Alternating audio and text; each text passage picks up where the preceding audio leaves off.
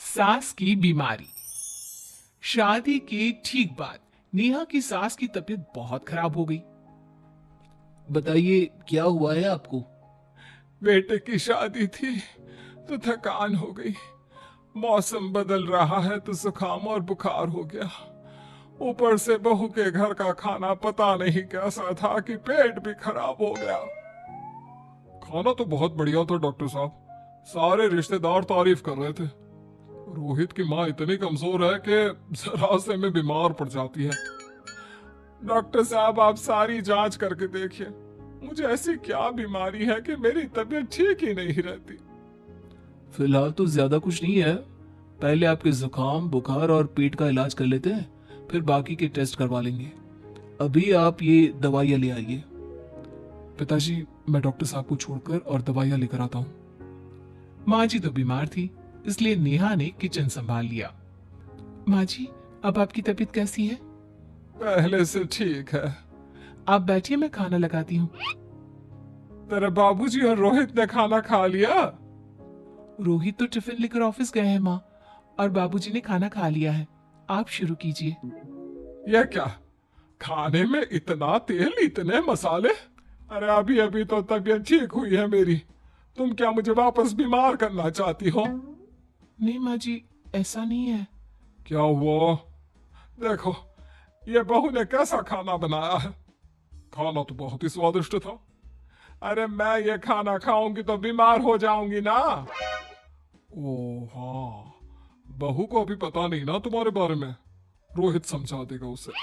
देख बहू, अच्छे से समझ लेना कि इस घर में कैसा खाना बनता है। हाँ माँ जी, मैं समझ लूंगी, लेकिन अभी आप कुछ तो खा लो। ये खाना खा लूंगी तो कल का खाना खाने के लिए बचूंगी भी नहीं। सास की बातें सुनकर नेहा उदास हो गई। उसने रोहित के घर आती ही उससे माँ जी के खाने के बारे में पूछा। आज माँ जी ने मुझे खाने के लिए बहुत बुरा भला कहा। माँ को मसालेदार और तेल घी वाला खाना सूट नहीं करता, वो बीमार पड़ जाती हैं। ऐसी क्या बीमारी है माँ जी को? पता नहीं, आज तक कई डॉक्टरों को दिखाया, कितने टेस्ट करवाए, लेकिन कोई बीमारी पकड़ में ही नहीं आई।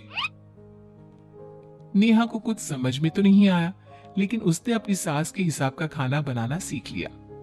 माँ जी, आज तो खाना ठीक है ना?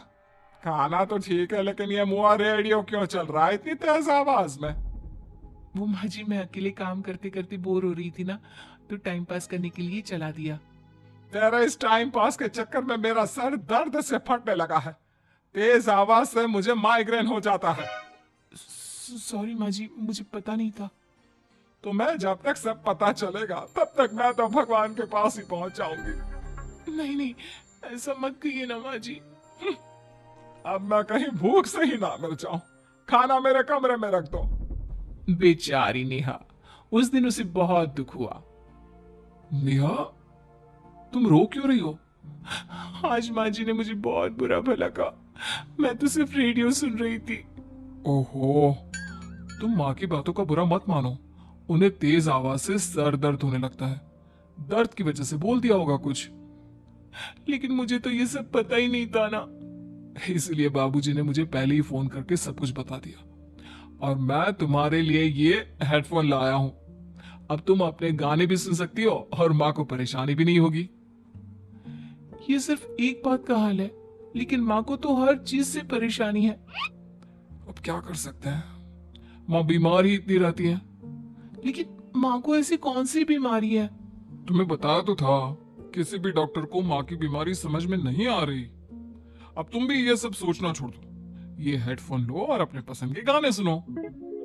रोहित के गिफ्ट से नेहा की एक परेशानी तो दूर हो गई, लेकिन उसके मन में कई सवाल खड़े हो गए। आज मैं देर से उठा हूं या तुम जल्दी उठ गई? वो माँ जी को कल रात भर सर दर्द हुआ ना, तो जल्दी उठकर उनकी जगह मैंने पूजा कर दी। अरे वाह, अच्छा अच्छा, हे भगवान, ये किसकी करामत है?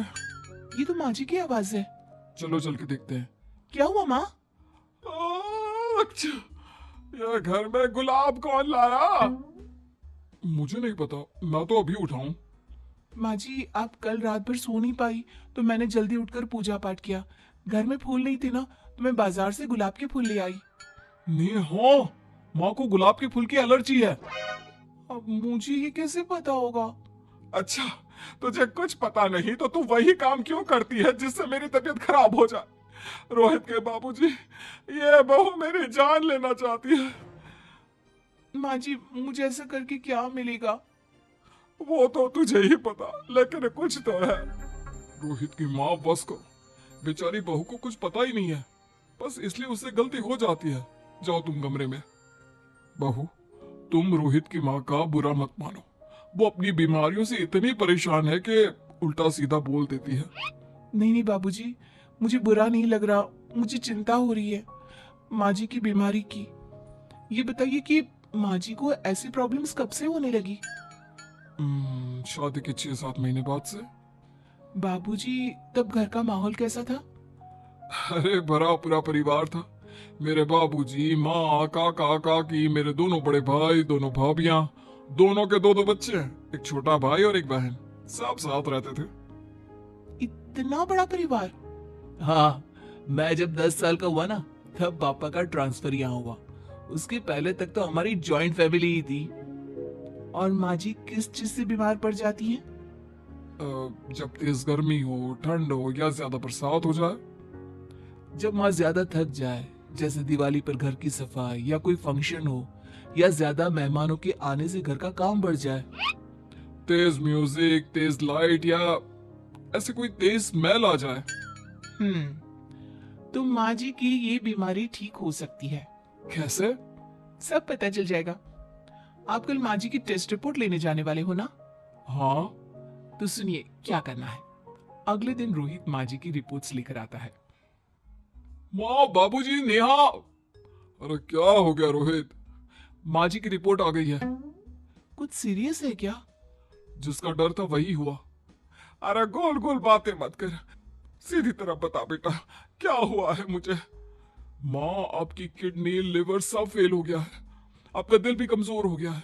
डॉक्टर ने कहा है कि आपके पास सिर्फ 1 महीना बचा है। ये क्या बक रहा है? ऐसा हो ही नहीं सकता। मुझे लग ही नहीं रहा कि मैं इतनी बीमार हूँ। लेकिन माँ जी, रिपोर्ट झूठी तो नहीं हो सकती ना? हाँ, माँ को 20 साल की उम्र से बीमारी लग गई थी, लेकिन कोई डॉक्टर पकड़ नहीं पाया और अब ये बीमारियां बहुत ज्यादा बढ़ गई हैं। हाँ रोहित की माँ, तुम्हें याद है शादी के 6 महीने बाद से तुम बीमार रहने लगी थी। अरे लेकिन वो अलग था, मुझे ऐसी कोई बीमारी नहीं हो सकती। ये तुम कैसे कह सकती हो माँ? हाँ, तुम उस वक्त बीमार पड़ी थी ना, और अब डॉक्टर भी यही कह रहे हैं, तो सच ही तो होगा। और आप तभी से बीमारी तो रहती आई हैं। अरे लेकिन तब मैं बीमार थी ही नहीं। क्या मतलब? अरे तब मैं बीमारी का नाटक करती थी, मुझे कुछ नहीं हुआ था। ये क्या बोल रही हो? हाँ, घर में इतने सारे लोग थे और सबसे छोटी बहू मैं थी, तो सारा काम मुझे करना पड़ता, इसलिए काम से बचने के लिए मैं नाटक करने लगी। लेकिन आपको अभी भी वही बीमारियां होती है ना माँ? हाँ, अगर नाटक था तो ये प्रॉब्लम तुम्हें अभी क्यों होती है? इसका जवाब मैं देती हूँ। माँ जी कई महीनों तक नाटक करती रही, इसलिए इनके दिमाग ने धीरे धीरे इस झूठ को सच मान लिया और इनका दिमाग उन बीमारियों का एहसास कराने लगा। हैं? ऐसे भी होता है क्या? हाँ माँ जी, इसे प्लेसिबो इफेक्ट कहते हैं। जब आप बात बात पर बीमार पड़ने लगी तो मैंने अपने मामा से बात की जो एक साइकोलॉजिस्ट है। उन्होंने बताया मुझे। तो ये रिपोर्ट्स? मैंने झूठी रिपोर्ट बनवाई थी नेहा के कहने पर, ताकि आप सच बताएं। यानी मुझे कुछ नहीं हुआ? नहीं माँ जी, और आपकी इस प्रॉब्लम का भी सोल्यूशन है। हम किसी अच्छे साइकोलॉजिस्ट को दिखाएंगे और आप जल्द ही ठीक हो जाएंगी। वाह बहू, मैंने तुझे इतना भला बुरा कहा और तूने मेरी जिंदगी भर की तकलीफें दूर कर दी। थैंक यू और सॉरी बहू। अरे मुझे भी तो सॉरी कहो, पूरी जिंदगी तुम्हारी सेवा की है, वो भी झूठ मूठ की बीमारी के लिए। हाँ हाँ, आप भी माफ कर दो मुझे, बस सॉरी। तो इस तरह नेहा ने अपनी सास की बीमारी पकड़ भी ली और ठीक भी कर दी।